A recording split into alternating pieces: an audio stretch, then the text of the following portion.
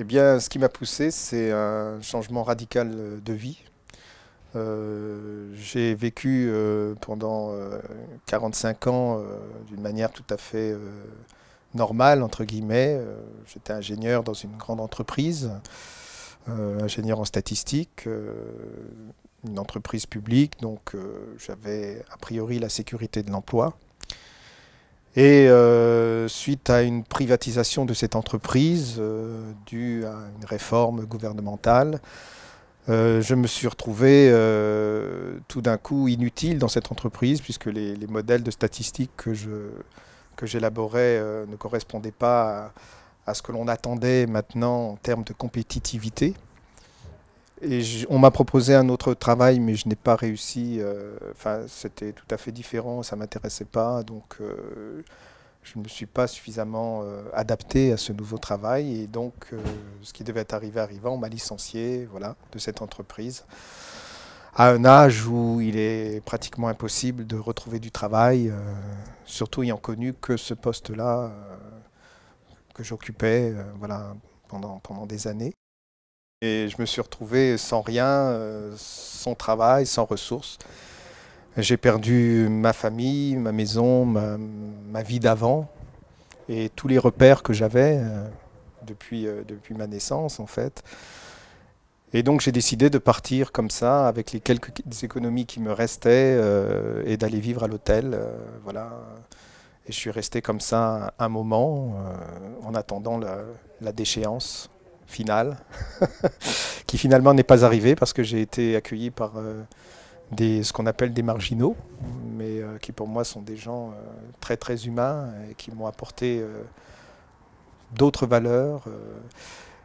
Bon, ils m'ont conduit dans des lieux un peu particuliers, des squats, enfin des gens qui n'ont pas de domicile fixe.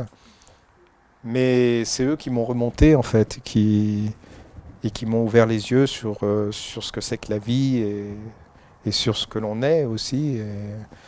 Et en fait, il faut jamais se dire qu'on est foutu parce qu'on a des ressources en nous qui sont insoupçonnables.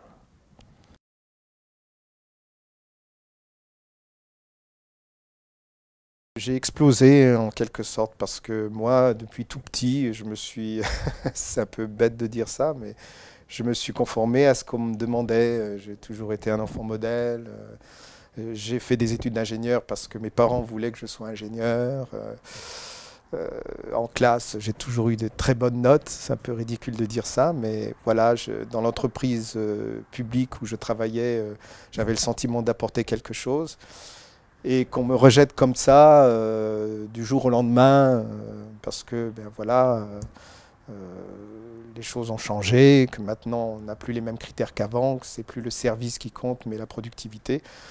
J'ai plus envie de revivre une nouvelle fois cette expérience. Si, il y avait certainement d'autres choix que celui de vivre dans la marginalité, puisque c'est ce qui m'est arrivé. Mais quelque part, je ne regrette pas en fait ce qui m'est arrivé.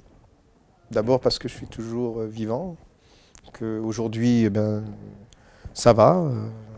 J'ai même retrouvé un travail, donc et surtout, j'ai appris beaucoup de choses sur moi-même que j'ignorais.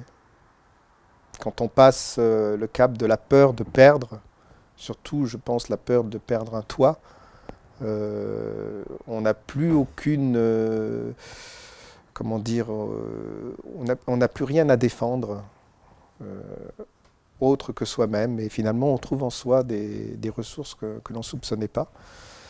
Et puis, j'ai découvert aussi des, des, des talents, entre guillemets, cachés. Voilà, au niveau de l'art, tout ça. Maintenant, je fais du théâtre. Donc, voilà, je suis parti vers une nouvelle voie qui est pas sécurisante du tout, mais qui me correspond mieux en quelque sorte.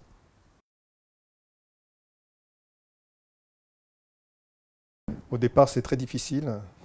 On ne pense qu'à ça. On- du, du matin jusqu'au soir, on a l'angoisse de ne pas pouvoir manger ou dormir le soir. Et puis, bien, on s'habitue à tout, en fait. L'être humain a comme je le disais, des forces incroyables en lui. Et finalement, on s'aperçoit qu'on se débrouille.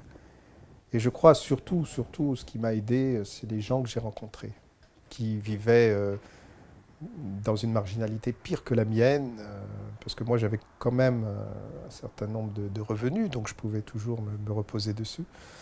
Et ces gens-là m'ont appris qu'en fait, on arrive toujours à se débrouiller, en fait, dans la liberté, et avec l'entraide aussi, parce qu'on rencontre beaucoup de gens qui vous entraident. Donc, finalement, au bout d'un moment, on s'habitue et l'angoisse disparaît.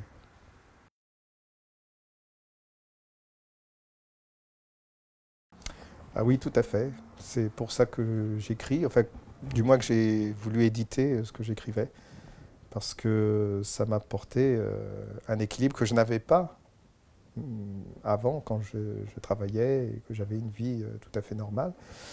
Au fond de moi, je me sentais toujours un peu angoissé ou pas très bien, en fait, pas à ma place, quelque part.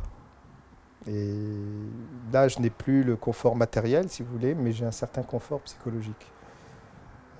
Ça m'a apporté, le fait d'être en accord avec soi-même, ça apporte une force très grande.